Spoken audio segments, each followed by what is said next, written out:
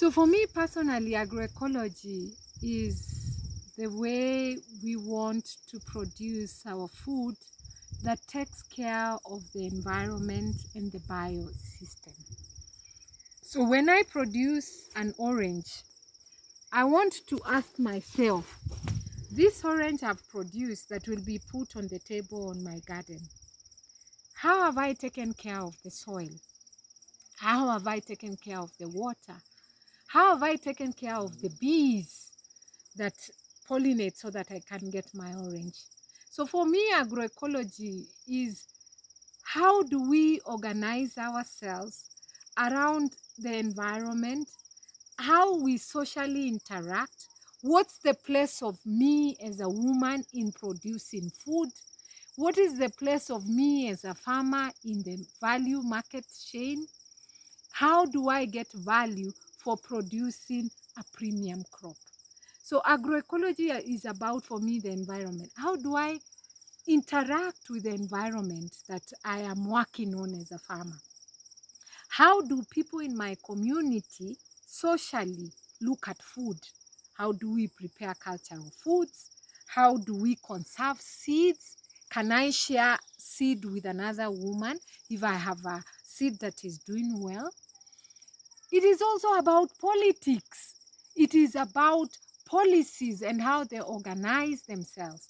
It is about me as a farmer asking for the rights to enable me produce food in a way that takes care of the future of the earth.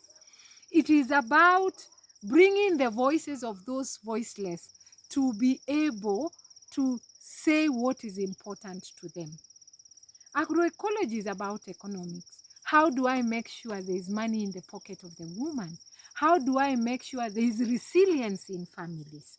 So for me, agroecology has four spheres. I have to look at the environment. I have to look at the social aspects of our community. I have to look at the politics, and finally the economics. Every day when I go to the farm and I go to meet farmers, I want to ask myself, how has this practicing of agroecology, helped the environment in which the farmer lives in? Is this farmer economically empowered to be able to meet the shocks of climate change? If they are not able to harvest today, do they have something that they've preserved available for a meal?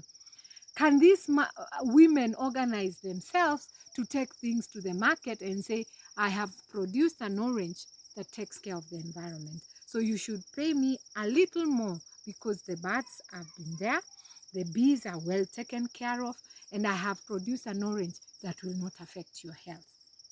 Now, when we talk about the campaign in Switzerland about agroecology, for me, it's not just about agroecology in Kenya, it's also about agroecology in Switzerland. We have farmers in Switzerland who grow various things.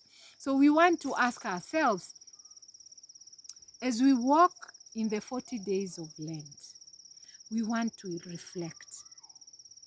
How does my practice of agroecology at a political level impact not only on the lives of the immediate people in Switzerland, but the global south? When we talk about economics, we have people who are busy doing fair trade. Does that premium price really get to the farmer who has produced that coffee, who has produced those tropical fruits, and they have been brought to Switzerland?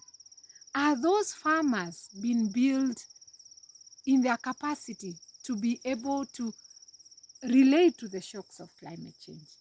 So we cannot run away from production of food, organization of women and men in production, the markets, without discussing about climate justice. So I hope that the journey of the 40 days in reflecting the Lenten campaign, that we all know that we are one solidarity, that each of us has a contribution, that when we sit down and talk about multinationals producing seeds that are not adapted to communities that we live in, people can respond to that, and not just for selfish profit, but also for the greater solidarity of a future home.